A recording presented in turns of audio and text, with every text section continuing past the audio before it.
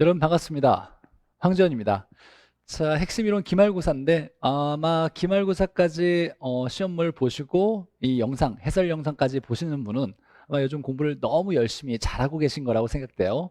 요즘 뭐 특강도 많고 이론을 따라가기도 좀 버거울기도 할 거고 모의고사도 있다 보니까 기말고사까지 신경 쓰기는 어려울 건데 이 기말고사까지 시험을 보고 이 영상까지 보신다 그러면 아마 지금은 충분히 고득점을 맞을 수 있는 실력을 갖췄을 거라 생각하고, 물론 좀 아닐 수도 있긴 하겠지만, 자, 핵심 이론 고생 많이 하셨고 시험 보니라고 우리 간략하게 한번 해설 강의 한번 풀어보도록 해보죠. 자, 1번에 수익률에 대한 설명으로 틀린 거. 자, 기대 수익률은 예상 수익률이니까 예상되는 수입과 예상되는 지출을 통해서 우리가 미래에 대한 건 100% 이렇다라고 할 수 없고 이럴 수도 있고 저럴 수도 있고 각각 확률을 고려한 가중평균으로 계산한다. 그래서 기대 수익률을 평균 수익률이라고도 하죠. 자, 두 번째 요구 수익률. 요구 수익률은 투자자가 투자하기 위해서 최소한 만족돼야 되는 수익률인데 시간에 대한 비용은 무위험률. 시간에 대한 비용과 위험에 대한 비용, 위험에 대한 대가죠. 위험 할증률이죠. 그래서 무위험률과 그 다음에 위험 할증률로 구성되어 있다.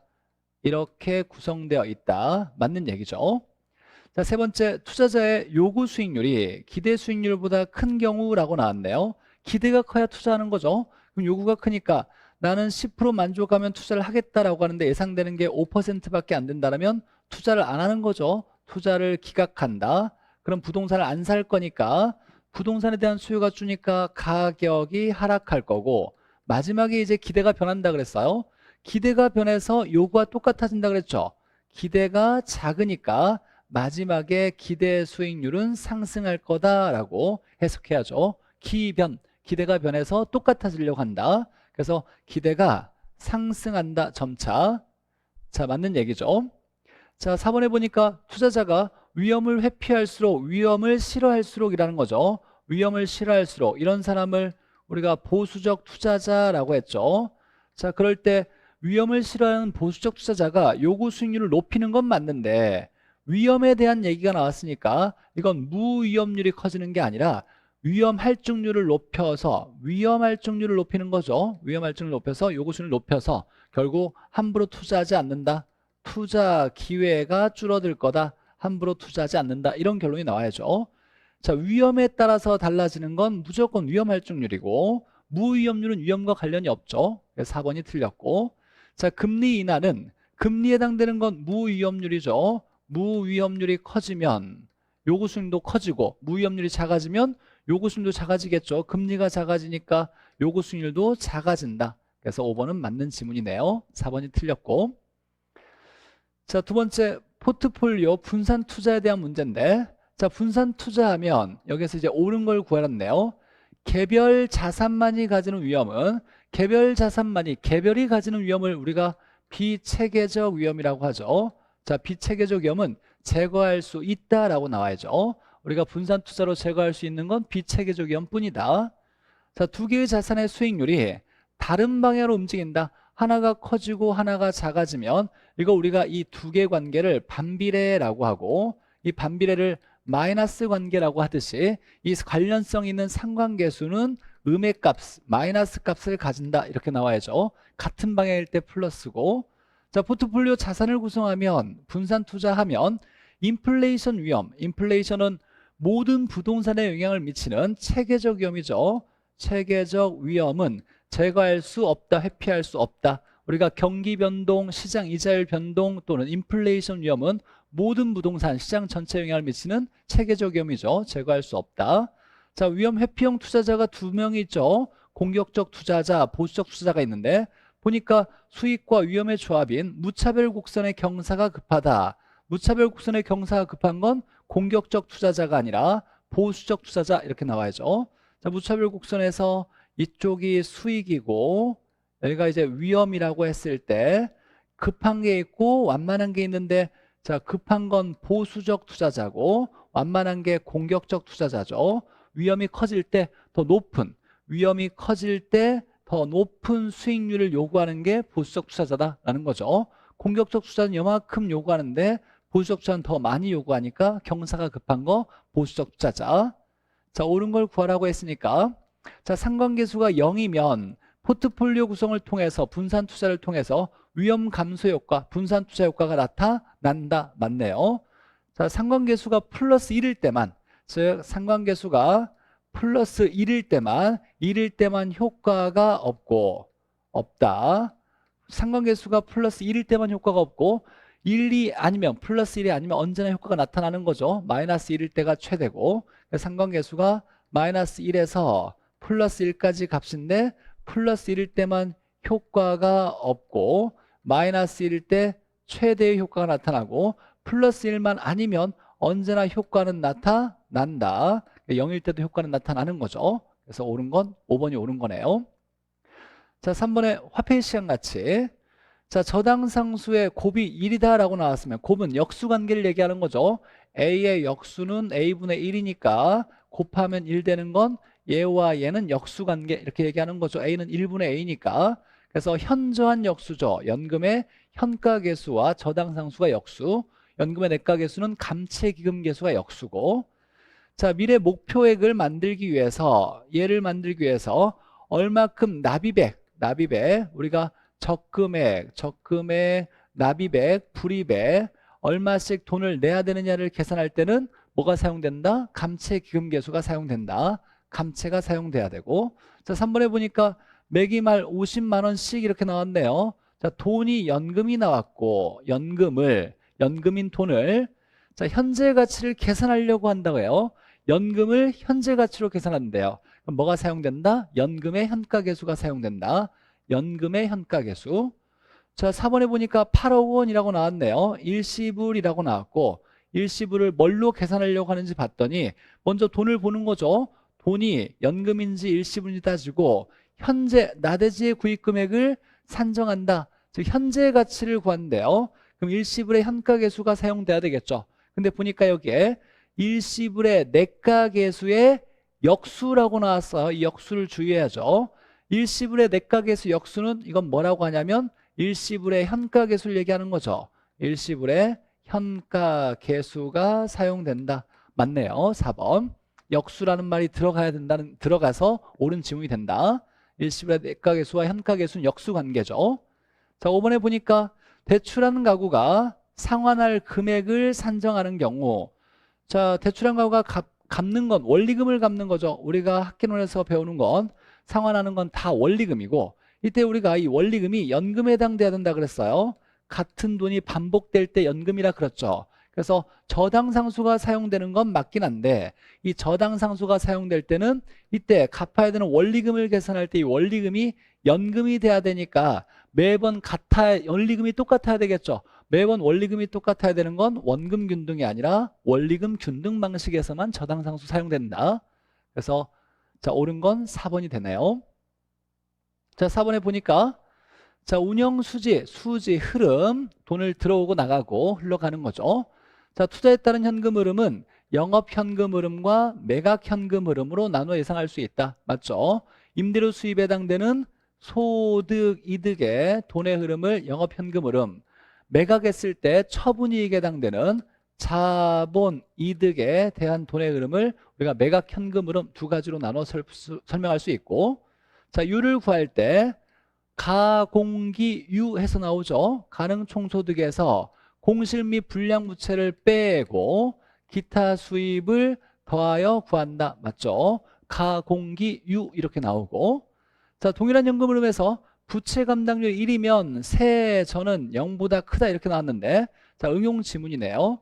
자, 그러면 이제 해석하려면 부채 감당률이 1이면 이라는 조건이 나왔으니까 이 부채 감당률에 뭘 의미하는지 해석을 할 수 있어야죠. 자, 부채 감당률은 부채 서비스액분의 순소득 쓰는 게 1 나왔다. 그러면 결론은 순과 부채 서비스액이 어떻다? 같다. 자, 그러면 순과 부채 서비스액이 나왔어요. 부채 서비스액이 들어간 식 영업현금 흐름에서 자, 중요한 식이죠. 순부채전 이렇게 순부채전 이 식이 우리 영업현금 흐름에서 가장 중요한 식이었죠. 자, 근데 보니까 부채 서비스액분의 순소득이 1이 나왔다는 건 순과 부채 서비스액이 똑같다는 얘기네요. 10분의 10 해야 1 나오니까. 그러면 순과 부채 서비스액이 같다라면 세제는 얼마다? 0이다. 0보다 크다가 아니라 0이다 이렇게 나와야 되겠네요. 그래서 3번이 틀린 거고. 자, 응용 지문에서 우리가 가장 기본적으로 중요한 게 순부채전이었어요. 순소득의 부채 서비스 빼면 세전이다. 자, 4번 보죠. 타인 자본을 활용하여 투자한 경우, 자, 조건이 남의 돈을 빌렸대요. 자, 순과 전이 어떠냐 이렇게 나왔으니까 역시 마찬가지로 순부채전을 떠올려야 돼요. 순부채 서비스액은 세전인데 남의 돈을 빌렸으니까 부채 서비스액 0보다 큰 값이겠죠. 갚아놔야 되겠네요. 그러면 여기에서 100에서 0보다 큰 값 10을 빼면 얘가 90 나올 거니까 순과 전 중에 누가 크다? 순이 크다 이렇게 얘기할 수 있겠네요. 자, 그래서 이렇게 응용 지문이 나오면 해당되는 거 순부채전이 가장 기본적인 중요한 식이니까 순부채전을 떠올려서 우리 해석한다 그랬죠. 순이 크다, 얘는 얘보다 크다 맞고. 자, 순소득을 산정할 때 순을 구할 때 우리가 쓰는 식이 U에서 영업경비 빼면 순이죠. 영업경비를 빼야 되죠. 그러면 재산세는 영업경비에 포함되니까 차감하는 거 맞고, 소득세, 개인 공부소감, 개인소득, 개인 업무비, 공실 및 불량부채, 그 다음에 소득세, 감가상가, 얘는 영업경비에 포함되지 않죠. 소득세는 포함되지 않으니까 차감하면 안 된다. 맞네요. 답은 이제 3번이고. 자, 화폐의 시장 가치를 고려한 투자 분석법, 얘는 할인법을 얘기하네요. 할인법. 자, 미래 가치와 현재 가치가 다르니까 투자할 때 수입은 장래 발생하고 지출은 현재 발생하는데, 야, 수입은 미래 값이고 지출은 현재 값이니까 수입을 할인해서 화폐의 시장 가치를 고려해서 수입도 현재 가치로 할인해서 봐야 되겠다. 그래서 수입도 현재 값, 지출도 현재 값으로 비교하는 걸 할인법이라고 하죠. 순순의 현가 이렇게 머릿속에 떠올려야죠. 순현가법, 수익성 지수법, 내부 수익률법, 현가 들어간 거, 이 현가 들어간 게 있네요. 자, 그래서 할인법은 4개 이렇게 무조건 우리 암기돼 있어야 되는 내용이었고. 자, 6번에 보니까 사업기간이 1년일 때, 자, 여기서 보니까 순현가 수익성 지수를 구하라고 문제가 났네요. 자, 이건 이제 순현가 수익성 지수니까 할인법이죠. 할인법에서 우리가 첫 번째 해야 될 거, 할인법이니까 할인을 해야 된다. 자, 지출하는 시점은 현재 시점을 얘기하는 거고, 얘가 보니까 1월 1일부터 12월 30일이니까 1년 말이죠. 1년 말에 수입을 얘기해요. 얘는 미래값을 얘기하는 거예요. 그럼 우리가 첫 번째 해야 될 건 이 미래 수입을 뭐하여? 할인을 하여 수입의, 유입의 현가를 구하는 게 우리가 첫 번째 해야 될 일이에요. 수입을, 미래 수입을 할인해서 수입의 현재 가치를 구한다. 자, 그러면 할인할 때 할인율이 얘가 7%라고 나왔으니까 R은 0.07. 그럼 우리는 나누기 1.07에 1년이니까 1승으로 나눠주면 되겠네요. 그래서 이 수입을 다 1.07로 나누면 얘가 7,000원 이렇게 나올 거고, 얘는 2,500원, 얘는 3,000원, 얘는 4,500원 이렇게 나올 거예요. 자, 그럼 이제 우리가 유입의 현가를 구했고, 얘는 더 이상 볼 필요가 없고, 얘는 수입의 현재 가치, 얘는 지출의 현재 가치. 우리가 이제 할인법에서 순현가 수익성 지수법은 수입의 현재 가치에서 지출의 현재 가치를 빼면 순현가가 나올 거고, 나누면 수익성 지수가 나오겠네요. 여기서 이걸 빼면, 자, 순현가를 구하면 A의 순현가를 보니까 A 순현가는 7,000에서 3,000 빼니까 A의 순현가는 4,000, B의 순현가는 2,500 빼기 1,000이니까 1,500. 자, C의 순현가는 3,000 빼기 1,500이니까 1,500. D는 4,500 빼기 1,500이니까 3,000 이렇게 되겠네요. 자, 순현가 먼저 보죠. B와 C의 순현가는 같다. 맞고. 자, 순현가가 가장 큰 사업은 A이다. A가 가장 큰 거 맞네요. D의 순현가는 B의 2배이다. D는 B의 2배이다. 맞네요. 자, 세 개는 맞고 이제 수익성 지수를 구하면 A의 수익성 지수, 얘는 순현가를 본 거고, 수익성 지수는 여기에서 이걸 나눈 거죠. 7 나누기 3이니까 A는 3분의 7 이렇게 될 거고, B는 2,500 나누기 1,000이니까 2.5가 될 거고, 3,000 나누기 1,500이니까 C는 2 될 거고, D는 4,500 나누기 1,500이니까 3 이렇게 되겠네요. 그래서 수익성 지수가 가장 작은 사업은 C이다. 2로 가장 작은 거, 얘는 2.333 이렇게 되겠네요. C 맞고. 수익성 지수가 가장 큰 사업은 B가 아니라 D이다 이렇게 나와야 되겠네요. B가 아니라 D이다. 자, 우리가 이제 답은 5번이고 할인법을 문제에서 나오면 수년가 수익성 지수 구하려면 첫 번째 계산 문제에서 미래 수입을 뭐하여 할인해서 수입의 유입의 현재 가치를 구한 다음에 유입 현재 가치에서 지출 현재 가치를 빼면 수년가 나누면 수익성 지수죠. 연습해가지고 이 계산 문제 나오면 맞을 수 있도록 준비해야죠. 자, 영업 현금 흐름에 대한 비율에 틀린 거. 사실 이런 문제 나오면 우리 시간이 없으면 일단 패스한다 그랬어요. 물론 제가 이제 문제 낼 때 너무 자꾸 얘기를 해서 5번부터 읽어라, 5번부터 풀어라 이렇게 내서 이제 찍는 분들이 좀 있긴 했을 건데 본 시험에서는 그렇게 해야 돼요. 다만 저는 좀 문제를 좀 어렵게 낸다고 이제 만점을 좀 못 맞게 하기 위한 문제로 제가 냈던 거니까 조금 답을 4, 5번에 넣지 않았어요. 근데 본 시험에서는 사실 4, 5번의 답이 확률이 높았으니까 우리 4, 5번부터 풀어나가는 걸로 우리 연습을 해봐야 돼요. 자, 보죠. 영업 경비 비율인데 유효 총소득에 대해를 기준으로 해서 영업 경비 비율을 구하라. 자, 그러면 얘를 구하려면 U분의 영업 경비 이렇게 구해야 되겠죠. 자, 유효 총소득은 95라고 나왔네요. 돈 나올 때 06개는 다 떼고 볼 거니까. 자, 그럼 영업 경비를 구하려면 유비순이죠. 여기서 유에서 순을 구하려면 영업 경비를 빼주면 순이 나오는 거죠. 그럼 95에서 얼마를 빼야 57이 될 거냐? 95 빼기 57 하면 되겠네요. 자, 95 빼기 57 하면 얘가 38 이렇게 나오네요. 그럼 38 나누기 95를 하면 0.4 이렇게 나오네요. 0.4 얘는 맞고. 자, 부채 감당률은 부채 서비스액분의 순소득 이렇게 나왔는데 자, 순소득은 57이라고 나왔네요. 자, 부채 서비스액은 순부채 전이니까 자, 여기에서 세전을 구할 때 부채 서비스액을 빼주면 세전이 나오는 거죠. 순부채 전이니까 자, 57에서 17을 빼면 40이 되겠네요. 40. 그러면 57 나누기 40 하면 57 나누기 40을 했더니 자, 57 나누기 40을 했더니 1.425 맞네요. 1.425. 자, 부채 비율은 같은 게 없이 내 돈분의 남의 돈이죠. 지분분의 부채 이렇게 되는데 자, 부동산 가치가 이렇게 6개 떼면 1,000원이었어요. 1,000원. 그러니까 총 투자액이죠. 총 투자액과 부동산의 가치는 똑같죠. 가치가 1,000원이면 총 1,000원 투자해야 될 거니까 이때 지분 투자액이 500원이니까 빌린 돈도 500원이겠네요. 자, 그러면 지분은 500원, 빌린 돈도 500원이니까 값은 1 이렇게 될 거고. 자, 저당 비율 LTV는 대부 비율을 얘기하는 거죠. 대부 비율. 그러면 총 투자액분의 대부액 이렇게 되겠네요. 총 투자액은 1,000원이고 빌린 돈은 500원이니까 0.5, 50% 맞네요. 자, 저당 환원은 뭐냐면 저당 상수를 다른 말로 저당 환원율이라 그래요.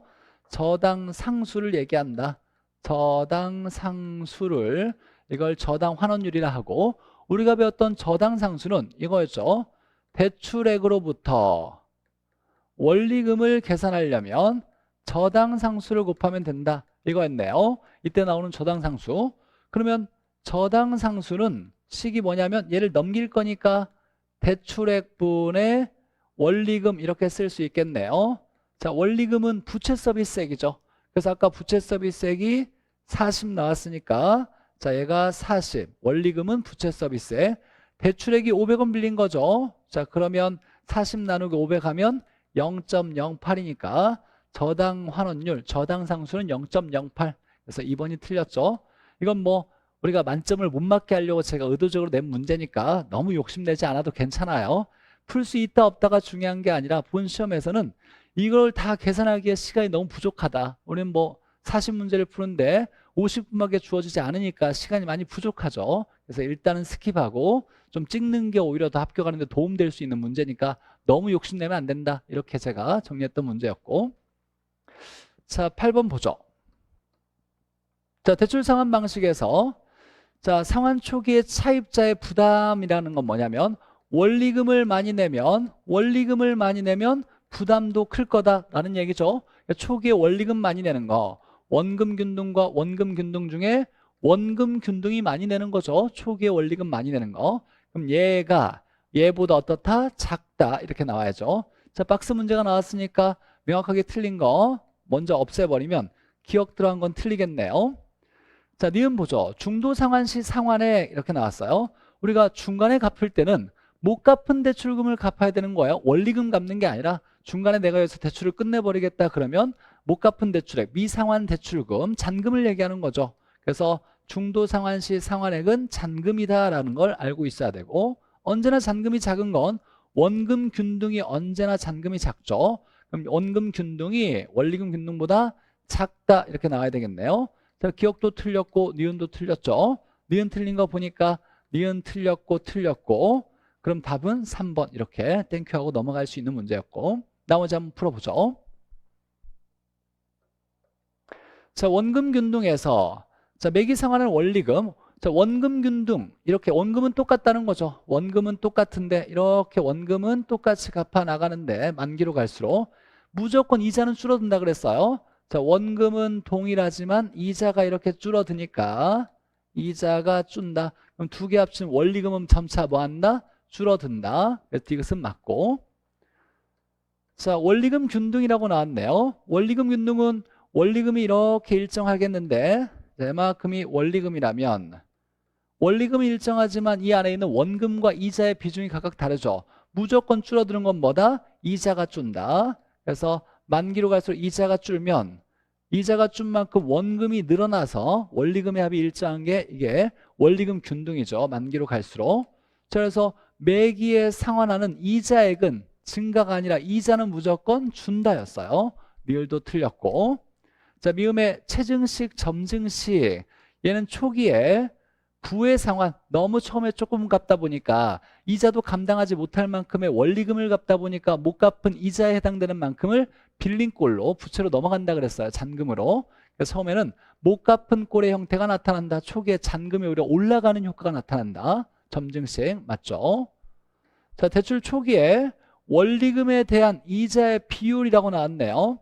우리가 이제 원리금 균등의 가장 중요한 특징이 초기에 내는 원리금 중에 대부분 차지하는 게 뭐다? 이자다. 그래서 초기에 내는 원리금에 대한 이자의 비중이 큰 건 원금 균등과 원리금 균등 중에서 원리금 균등이 초기에 내는 원리금 중에 대부분이 이자가 차지한다. 그래서 원리금 균등이 원금 균등보다 크다. 이자 비중이 더 크다. 맞네요. 그래서 옳은 건 디귿, 미음, 비읍 이렇게 되겠네요. 디귿, 미음, 비읍. 사실 이 답을 찾을 때는 기억, 니은을 보고 틀렸다라고 답 체크하고 일단 나중에 시간 남으면 다시 한번 나머지 확인해 보겠다 이렇게 문제를 접근해야죠. 시간이 모자랄 거니까. 자, 주택금융에 대한 설명으로 옳은 거. 자, 금리가 올라가는 경우 차입자는 어떤 경우든지 간에 차입자에게 유리한 방식은 고정금리죠. 대출자에게 유리한 건 변동금리, 차입자에게 유리한 건 고정금리. 그래서 고정금리보다 변동금리가 더 유리한 것이 아니라 고정금리가 차입자에게 더 유리하다 이렇게 나와야 되고. 자, 옳은 거니까.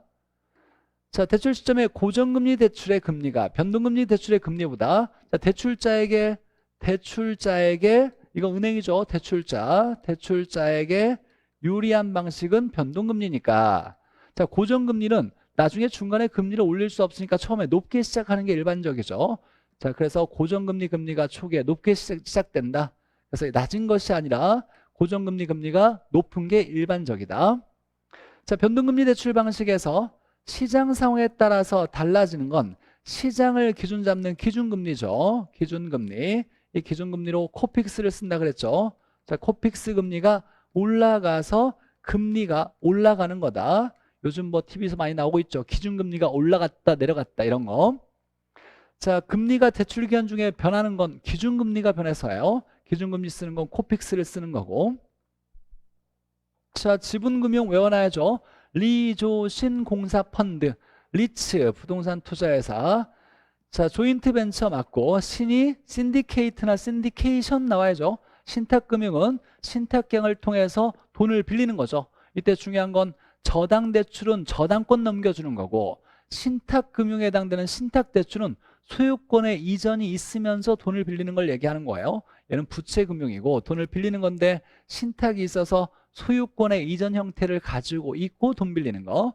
우리가 지분금융은 리츠, 조인트 벤처, 신디케이트 또는 신디케이션, 그 다음에 공모 사모에 의한 증자, 부동산 펀드 이렇게 지분금융을 외워놨어야 되고. 자, 5번에 보니까 시장금리가 하락하는 상황에서 고정금리 방식의 대출자는 조기 상환에 따른 위험이 따른다. 자, 조기 상환이 나올 때는 무조건 시장금리가 하락할 때죠. 예를 들면 이런 거죠. 차입자의 고정금리 대출에서 자, 대출금리가 있고 대출금리, 시장금리가 있을 때 자, 차입자 입장으로 한번 돌아가서 자, 대출금리가 차입자가 고정금리로 5%로 이렇게 돈을 빌려서 매번 고정금리로 5%씩 내고 있어요. 근데 시장 상황이 변해서 현 시장 상황에서 은행들이 빌려주는 평균 금리가 2%로 낮아졌다고 해보죠. 그러면 시장 금리가 낮아졌을 때 그럼 차입자는 5% 계속 갚고 있겠냐 아니면 중도 상환하고 재융자를 고려하겠냐. 현재 돈 빌리면 더 싸게 빌릴 수 있으니까. 그러면 이럴 때 뭐가 나타나냐면 조기 상환이 나타난다. 그래서 차입자는 조기 상환하려 하고 대출자는 조기 상환 위험에 처한다. 그래서 조기 상환이란 말이 나올 때 언제나 시장금리가 낮아질 때 조기 상환 나타난다. 고정금리 대출에서 가장 중요한 게 이거죠. 조기 상환 나타나면 시장금리 낮아질 때. 그래서 옳은 건 5번이 되겠네요. 자, 6번에 우리가 대출 상환액 계산할 때 원금 균등 방식에서 자, 2억 원을 대출받았다. 그러면 간단히 얘기하면 공 6개를 없애면 200원이라고 볼 수 있겠죠. 언제나 계산 문제에 돈이 나오면 공 6개 떼는 연습을 해야죠. 자, 그러면 3회차에 원리금을 물어봤네요. 3회차에서 자, 원금 균등 방식의 첫 번째 원금을 계산할 수 있겠죠. 대출금을 똑같이 대출 기간에 나누어서 원금을 똑같이 갚아 나가는 거니까 자, 200원을 대출 기간이 20년이니까 20년으로 나누면 매번 원금은 10원씩 갚는다. 자, 두 번째 이자를 구해야 되는데 중요한 건 이자는 잔금을 따라가는 거예요. 처음에 대출금을 빌렸지만 중간에 갚은 거니까 갚아 나간다면 갚은 돈에 대해서는 이자를 내지 않고 못 갚은 대출금에 대해서 이자율을 적용하겠죠. 이자 계산하려면 당연히 이자율을 적용할 건데 여기에 잔금의 이자율을 적용한다. 이게 중요한 거죠. 자, 그럼 잔금은 못 갚은 대출금을 얘기하고 그럼 얼마를 갚았는지를 알아야 되는데 이때 우리가 3회차라고 했으니까 2번 갚았고 세 번째 낼 돈을 얘기하는 거죠. 그럼 얼마 갚았냐? 2회 원금을 상환했다는 걸 알 수 있겠네요. 원금을 얼마씩? 10원씩. 그러니까 상환한 돈은 20원을 상환한 거예요. 20원을 상환했다. 자, 그러면 총 200원 중에서 20원을 갚았으니까 잔금은 180원. 자, 이자율이 5%니까 0.05를 곱하면 계산하면 9 이렇게 나오겠죠. 9. 자, 그러면 세 번째 원리금은 10에다가 9를 더하니까 19. 공 6개 있을 거니까 1,900만 원. 이렇게. 원금 균등 방식은 사실 원리만 이해하면 어렵지 않으니까 역시 계산 문제로 연습해야 되고. 자, 11번 보죠. 자, 최대 대출 가능 금액인데 일단 여기에서 자, 추가로가 나왔으니까 이 말이 나오면 기존에 돈 빌린 게 있다를 꼭 확인해야죠. 자, 보니까 기존의 대출금이 1억이 있으니까 1억 말고 더 빌릴 수 있는 게 얼마냐 이거 해석할 수 있어야 되고. 자, 상업용 부동산이네요. 우리가 주택담보대출에서는 LTV와 DTI를 이용하지만 상가담보대출은 LTV와 부채 감당률을 이용하죠. 자, LTV로 대출액을 구할 때 LTV 곱하기 가격 이렇게 되겠죠. 자, 그러면 0.6 곱하기 9억 원을 공 6개 떼면 540원까지 빌릴 수 있고. 자, 부채 감당률 이용해서 대출액을 구할 때는 소득에다가 자, 1억이니까 100이죠. 모두 나눠준다 그랬어요. 저당상수 나눠주고 부채 감당률 나눠준다. 자, 저당상수가 0.1 나누기 0.1 나누기 부채 감당률 2. 자, 이렇게 하면 500이 나오겠네요. 자, 최대 대출 가능 금액은 적은 금액이니까 500원.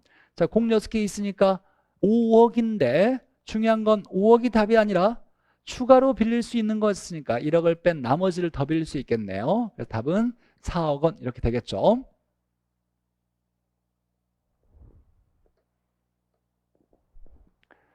자, 12번에 저당의 유동화. 자, 저당 채권. 이걸 모기지라 그러죠. 주택에 따른 모기지의 저당 채권이 형성되는 시장은 1차.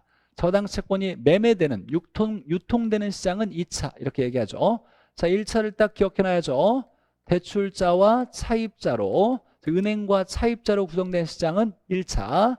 자, 그리고 대출 시장을 얘기하는 거예요. 저당이 유동화와는 직접적인 관련이 없고 차입자가 돈 빌리는 시장이다. 이때 저당 채권, 주택에 대한 저당 채권이 최초로 형성되는 시장을 1차 이렇게 정의했고, 물론 중요한 건 다 2차에서 일어나지만 우리가 문제 풀려면 1차를 구분해야 된다 그랬죠. 맞는 얘기고, 유동화가 활성화되기 위해서는 무조건 대출금리가 가장 높아야 된다 그랬어요. 모두 다 어떤 걸 비교하도록. 자, 저당 수익률을 우리가 대출금리라고 하죠. 금리, 이자율.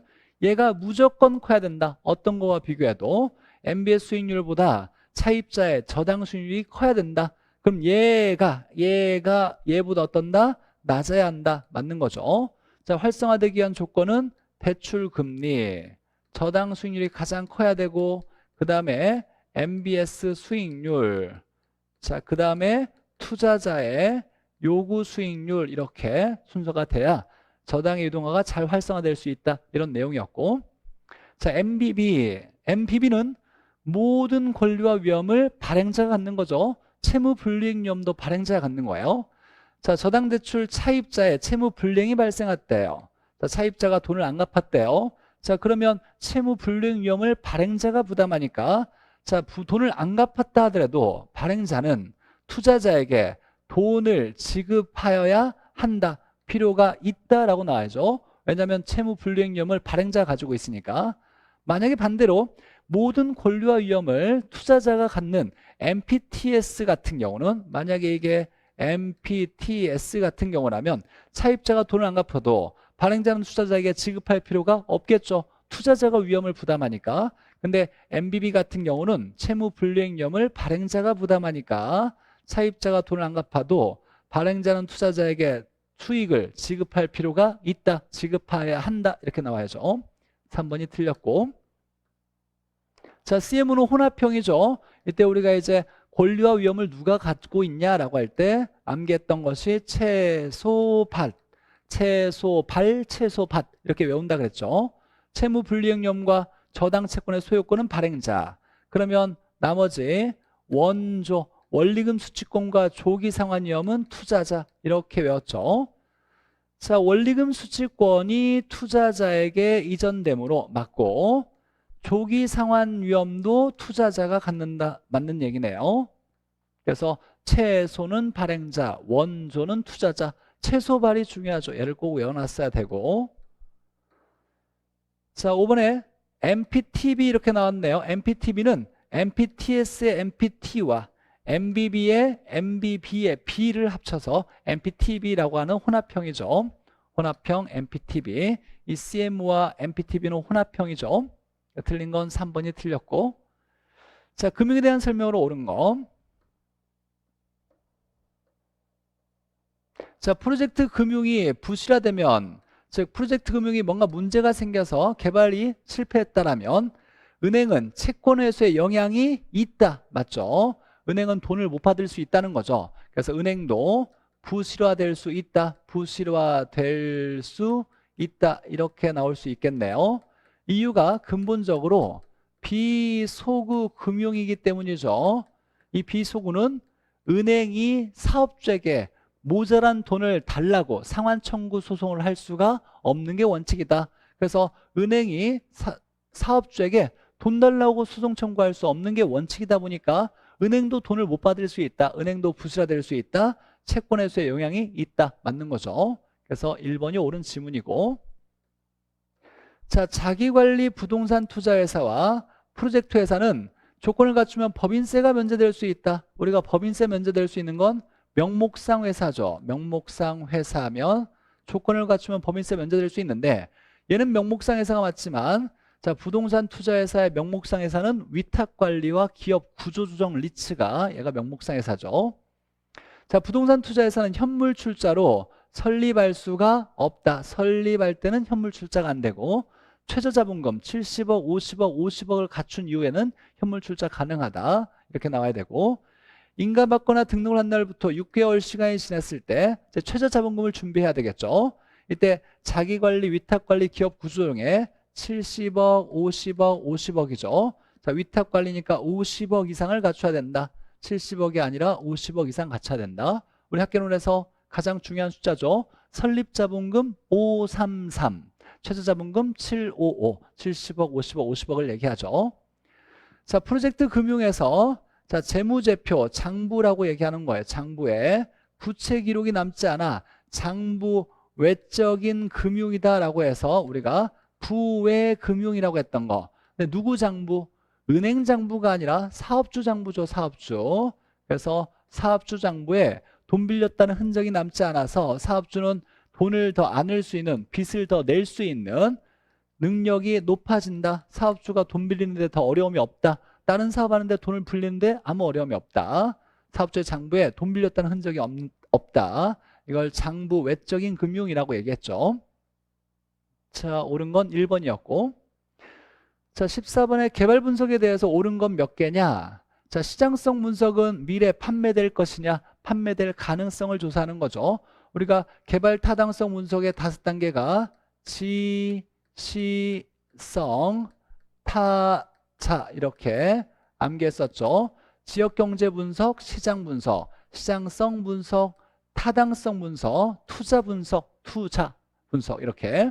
자, 시장성 분석은 현재를 포함한 미래에 매매될, 임대될 수 있는 가능성을 조사하는 것을 말한다. 맞죠? 기억은 맞고. 이때 미래를 예측하려면 과거의 소비율, 분양률, 임대율을 조사해서 미래를 예측한다 그랬어요. 흡수율 분석에 사용될 수 있다. 자, 디귿 보니까 흡수율 분석의 궁극적인 목적은 과거의 흡수율을 조사하긴 하지만 궁극적인 목적은 미래를 예측하는 데 있죠. 그래서 과거, 현재의 추세를 파악하는 게 목적이 아니라 미래의 시장성을 예측하는 데 주된 목적이 있다. 디귿은 틀린 거고. 자, 니은 보니까 자, 지역 경제활동, 지역의 인구와 소득, 지역의 전체에 대한 총량적 지표 이렇게 나왔어요. 그럼 첫 번째 지역 경제 분석이죠. 시장 분석은 수요와 공급을 분석하는 거고, 수요 공급을 분석할 때 세수 공차, 수요자를 세분화, 공급 상품을 차별화 이런 거였죠. 세수 공차, 수요자를 세분화한다, 공급 상품을 차별화한다. 굉장히 중요한 내용이었죠. 우리 개발관리론에서. 자, 니은과 디귿 틀렸으니까 니은과 디귿 들어간 거 틀린 거, 니은 디귿 틀린 건 예, 그냥 보너스로 2번 이렇게 줬네요.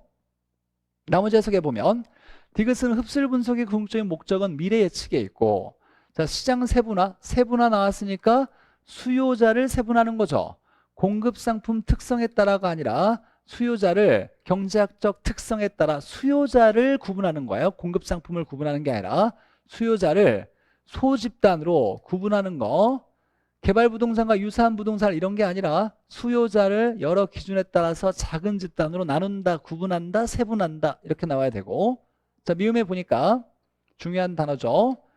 자, 사업 타당성을 분석하기 위해서 일반적으로 타당성은 수익을 알아보는 거죠. 근데 수익에 영향을 미치는 자, 변수들에 따라서 변수, 투입 변수, 투입 요소 변수, 요인에 따라서 수익이라는 결과, 이 수익이라는 결과에 영향을 분석하는 거, 영향을 분석하거나 영향을 예측하는 거, 이런 걸 뭐라고 한다? 민감도 분석. 타당성 분석에서 사용하는 게 민감도 분석이죠. 미음은 맞네요. 자, 그래서 우리 개발 타당성 분석에서 시장성 분석에서 사용하는 것을 흡수율 분석이라고 했고, 타당성 분석에 사용하는 것을 민감도 분석 이렇게. 우리 시험에서는 흡수율과 민감도 두 개, 둘 중에 어떤 게 맞냐 이거 내는 거니까 사실 어렵진 않죠. 과거 흡수율 조사해서 미래를 예측한다. 자, 민감도 분석은 투입 요소나 또는 변수 또는 요인에 따라서 수익이라는 결과에 영향을 분석한다. 이렇게 나오면 민감도 분석. 자, 15번 보죠. 개발 방식에서 자, 등가 교환 방식. 이건 공사비와 똑같은 물건으로 교환하겠다. 이걸 우리가 대물 변제 방식이라고 하죠. 대물 변제 방식. 토지 소유자는 토지를 제공하고 개발업자가 공사비를 부담해서 건물을 지었을 때 이제 건물이 나오면 이걸 즉 기여도에 따라서 건물을 나눠 갖는다. 지분을 공유하는 방식을 이걸 등가 교환 대물 변제 방식이라고 하죠. 자, 개발업자는 개발을 통해 이루어지고 개발에 따른 수익은 토지 소유자와 개발업자가 공유한다. 맞네요. 이때 개발에 따른 수익은 개발 부동산을 얘기하는 거죠. 개발 부동산을 나눠 갖는다. 지분을 나눠 갖는다. 맞는 얘기고. 자, 신탁형이니까 토지 신탁. 신탁은 소유권의 이전이 있죠. 자, 토지 소유자가 소유권을 실질적으로 판 게 아니라 계약상 형식적으로 넘겨주는 거죠. 자, 수탁자에게 넘겨주죠. 이 수탁자는 신탁회사가 되겠네요. 신탁회사에게 소유권을 넘겨주고 소유권을 이전받은 신탁회사가 이제 소유권을 바탕으로 자금도 조달하고 건물 건축에서 분양해서 수익까지 다 신탁회사가 다 하는 거죠. 그래서 개발관리 처분하여 그 수익을 위탁자에게 돌려주는 방식이다. 맞네요. 그리고 대가로 수수료 받는 거죠. 자, 3번에 3섹터 개발 방식이 나왔는데 알파벳 3개를 써서 우리가 구분을 하죠. 자, 민간시설을 준공했대요. 준공 나오면 B가 나와야 되고, 자, 소유권을 공공에 귀속시켰다라고 나왔어요. 트랜스퍼 이렇게 나와야 되고, 자, 사업 시행자인 민간은 일정 기간 시설의 운영권을 운영한다. 오퍼레이트 O가 나와야죠. 이렇게 수익하는 방식은 BTO 맞네요. BTO. 자, 4번에 보니까 재개발 사업, 정비 사업에서 재개발 나오면 도시 재개발이죠. 도시 재개발.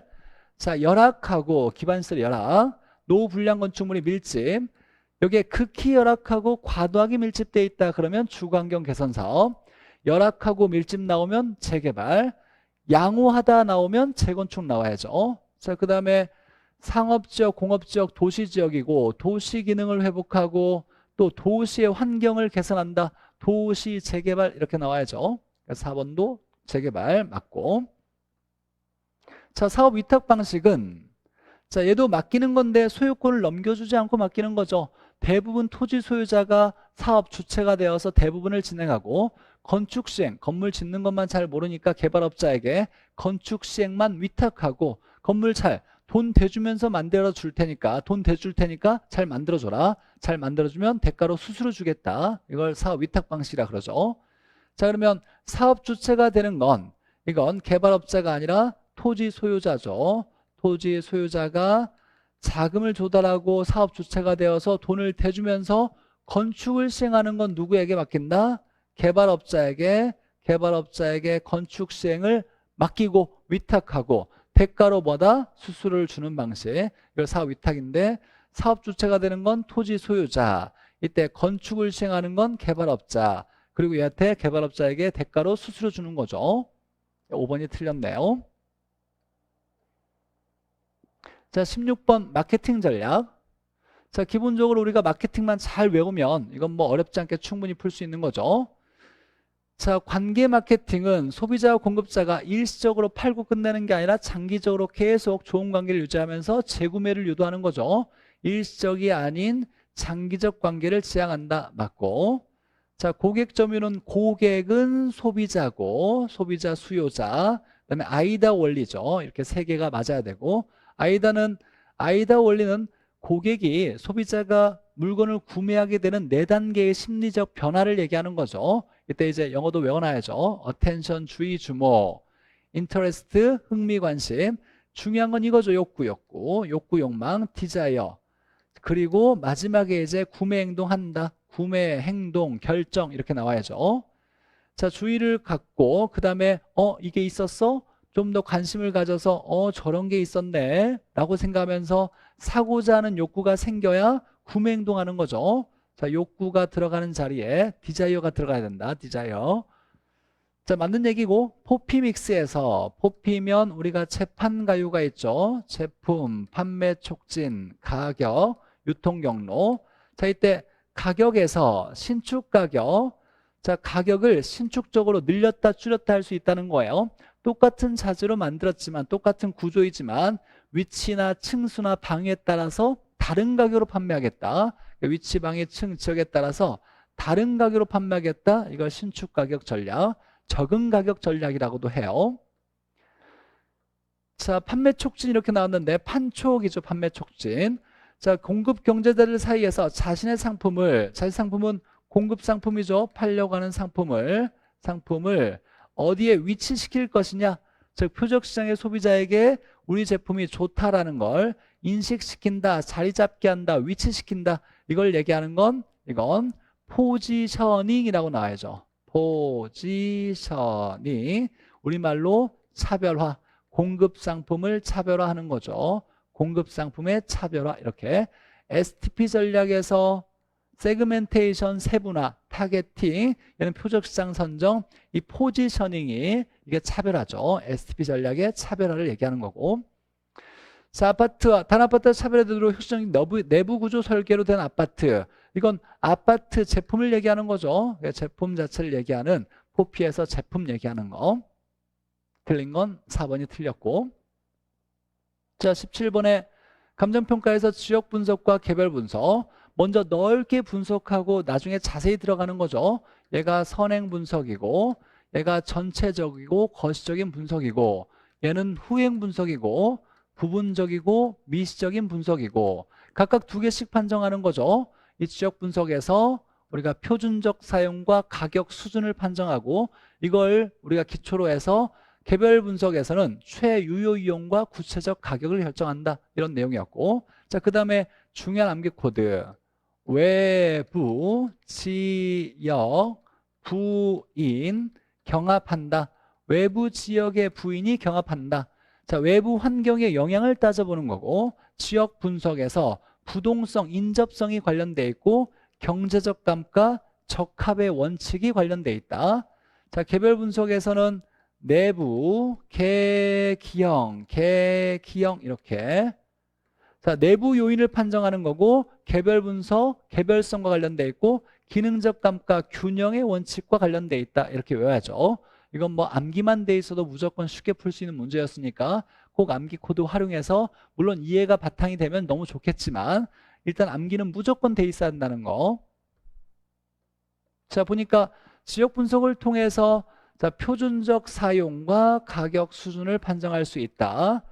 자, 그 다음에 개별 분석할 때는 최유효 이용과 구체적 가격을 정할 수 있다. 구체적 가격을 결정한다. 이렇게 나올 수 있고, 자, 개별 분석에서 자, 설계, 구조 이렇게 나오면 설계, 설비, 구조, 형식, 디자인 등 하면 내부 구성 요소를 얘기하는 거죠. 내부 구성 요소. 자, 그러면 개별 분석에서는 외부적 요인이 아니라 개별 분석에서는 내부 구성 요소고, 이 내부 구성 요소와 관련된 건 기능적 감가, 균형의 원칙이었죠. 그래서 2번이 틀렸고. 자, 지역 분석에서는 경합과 관련돼야죠. 경합 이렇게. 경제적 감가, 적합의 원칙과 관련돼 있다. 자, 지역 분석보다 개별 분석을 나중에 실시하는 거죠. 얘가 지역 분석이 선행이고 개별 분석이 후행 분석이니까. 틀린 건 2번이 틀렸고.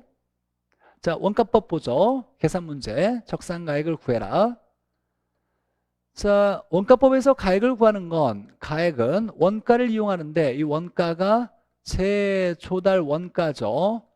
자, 기준 시점으로 다시 조달한 원가에다가 감가 총액을 빼는 거죠. 감가 누계액을 빼서 구한다.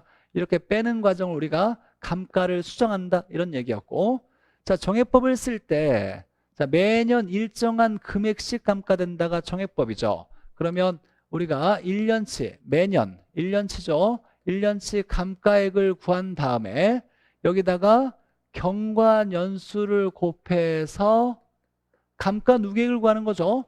얘 구한 다음에 얘를 빼주면 되겠네요. 물론 우리 계산할 때는 여기서 이걸 빼나 이거에서 이걸 빼나 값은 똑같다 그랬어요. 마이너스만 떼어주면 되는 거니까. 자, 해보죠. 첫 번째. 자, 사용 승인일 신축 공사비, 준공 당시의 공사비가 6천만 원, 준공 당시 원가가 6천만 원이죠. 2018년에서 사용 승인 2018년 만들 때 기준 시점 2020년이니까 2년이 경과했다. 원가법에서는 경과년수를 무조건 써야죠. 얘 안 쓰면 틀린다 그랬죠. 자, 건축비 지수가 준공 시점에서 기준 시점 갈 때 100에서 120 바뀌었고, 내용 연수는 40년, 잔존 가치율, 잔가율이라 그러죠. 내용 연수 끝나도 10% 남아 있다. 자, 그러면 계산할 때 첫 번째 보죠. 자, 제조달 원가를 알아야 되는데 기준 시점의 원가인데 얘는 준공 당시의 원가를 기준 시점으로 바꿔줘야죠. 준공 당시 원가는 60원이었어요. 6천만 원이니까. 자, 이때 우리가 준공 시점을 기준 시점으로 바꿔야 되니까 준공 시점 분의 기준 시점의 물가 지수를 여기에 곱해주면 되겠네요. 자, 준공 시점이 100이고 기준 시점이 120이니까 여기에 100분의 120. 이건 뭐 사실 1.2죠. 1.2. 1.2를 곱하면 얘가 72가 나오겠네요. 제조원가 72가 나왔고. 자, 두 번째. 자, 우리가 감가총액을 구하려면 1년치 매년 감가액을 먼저 구하는 거예요. 자, 매년 감가액을 구할 건데 제조원가가 72였어요. 자, 그 다음에 경제적 내용전서가 40년이니까 40년으로 나누면 1년치가 나오는데 잔존가치가 10%가 있으니까 자, 감가되는 것은 90%만 감가되는 거예요. 내용연수가 끝나도 10%는 언제나 남아있으니까 그러면 제조원가 72에 90%만 감가되니까 여기에 0.9를 곱하면 이렇게 계산된 건 1년치 감가액이고 우리가 감가총액을 구하려면 여기에 뭘 곱해야 된다? 경과년수를 곱해줘야 되겠죠. 몇 년? 2년이 지났다. 자, 이걸 계산하면 72 곱하기 0.9 나누기 40 곱하기 2 이렇게 하면 3.24가 나오네요. 3.24. 얘를 우리가 감가누계의 감가총액이라고 얘기하겠네요. 자, 그러면 여기서 이걸 빼나 이거에서 이걸 빼나 값은 똑같죠. 계산기에 3.24 있으니까 빼기 72 이렇게 하면 68.76 이렇게 나오겠네요. 여기서 이거 빼도 값은 똑같겠죠. 원래 우리는 이제 여기에서 제조달 원가에서 감가누계액을 빼줘야 되겠지만 72 빼기 3.24나 이것 빼기거나 마이너스만 떼면 되니까 그래서 68.76 이렇게 답은 1번. 올해 원가법에 문제가 나올 수 있으니까 우리가 좀 이해를 하고 먼저 계산 문제를 풀 때 계산 먼저 하는 게 중요한 게 아니라 이 원가법의 원리를 좀 이해하고 이 원리를 바탕으로 해서 하나씩 제조달 원가를 구한다. 기준점으로 바꾼다. 감가누계액을 구하기 위해서 매년 감가액에다가 경과년수 곱한다. 매년 감가액은 정액법이니까 경제적 내용연수로 나눈다. 이때 잔존가치 있으면 잔존가치는 빼고 감가가 된다. 10%가 잔존가치라면 10%가 잔존가치라면 90%가 감가된 비율이니까 제조달 원가의 90%만 감가가 된다. 이렇게 해석해서 문제 푸는 연습이 하셔야 되고. 자, 거래사례 비교법 보죠. 자, 매년 시험 문제 나오는 거죠. 반드시 올해도 나올 거니까 꼭 준비해야죠. 자, 원리는 뭐 공시지가 기준법이나 거래사례 비교법이나 똑같죠. 자, 가액을 구할 때 사례를 이용해서 사시지계면을 할 건데 우리가 중요한 건 사례를 이거 우리가 언제나 감정평가하려는 물건은 대상 물건이죠. 사례를 대상으로 바꿔줘야 되니까 곱해줘야 되는 건 뭐냐면 사례분의 대상값을 곱해준다 이거였죠. 사례분의 대상값을 곱해준다. 이게 이제 사시지계면을 하는 원리였죠. 자, 보니까 자, 대상 토지가 면적이 이렇게 110이 나왔어요. 면적요인 비교해야 되니까 사례 거의 내용을 보니까 이렇게 됐을 때 면적이 120이 나왔네요. 그럼 면적요인 비교해 줘야 되겠죠. 그럼 여기에 사례분의 대상값을 언제나 곱해줘야 되니까 사례는 120, 대상은 110 이걸 곱해줘야 될 거고. 자, 일반 상업지역이라고 나온 건 용도지역이 나왔다는 건 비슷한 사례를 갖다 썼느냐 확인할 수 있어야 되고 같은 일반 상업지역이고. 자, 거래가격 2억 4천만 원 나왔고. 자, 거래 사례는 정상적인 매매라니까 사정 개입이 없다. 사정 개입이 없었으니까 사정 보정은 필요가 없다. 사정 보정 필요가 없다라고 얘기해 주는 거고. 자, 지가 변동률을 보니까 자, 2월 1일은 거래 시점이고 그 다음에 9월 1일은 기준 시점이죠. 얘가 5%가 올랐으니까 이 말을 해석한다라면 100짜리가 105가 됐다는 얘기죠. 그럼 100에서 105로 됐으니까 우리가 사례를 대상으로 바꿨다는 건 거래 시점을 기준 시점으로 바꿔뒀다는 얘기와 똑같은 얘기예요. 자, 그러면 얘를 곱할 건 얼마냐면 100짜리가 기준 시점으로 105가 됐다. 얘를 곱해줄 거고 얘는 1.05를 의미하는 거죠. 자, 지역 요인에서 대상은 언제나 인근 지역에 있는데 사례도 인근 지역에 있대요. 그럼 같은 지역에 있으니까 지역 요인을 할 필요가 없다는 얘기고, 자, 개별 요인 보니까 대상은 사례에 비해 4% 우세하다 나왔어요. 대상이 우세하다. 자, 우리는 사례분의 대상이니까 대상이 우세하다. 우세한 값을 대상 거 위쪽에 바꿔줘야죠.